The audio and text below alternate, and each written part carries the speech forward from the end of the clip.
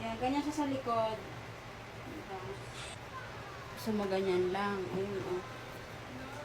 Ayan, mga bakla, dumating na naman yung aking wig. So, actually, in-order ko to nung nakaraan kasi maiksi yung hair ko. Pero ngayon kasi nakapagkabit na ulit ako nung hair extension. Ito yung trending ngayon sa TikTok eh. Maganda daw kasi siya. Pagmumukha ka raw Latina. Actually, maganda talaga yung hair niya. Kaya lang, itong napili ko is maiksi pala, oh. 18 inches, maiksi pala siya. Yan. Wow, ang cute. Taray. Yan, ganyan siya sa likod. Diba? Maiksi nga lang. So, kung gusto nyo mahaba, mahaba na yung bilhin mo. Kala kasi, meron kasi ako nakita nagbibideo, parang ang haba ng 18 inches. Sabi niya 18 inches daw yun.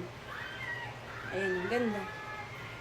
Pinakita ko lang sa inyo, kapag gusto nyo din, available sa Yellow Basket, try nyo na. Maganda siya, I promise.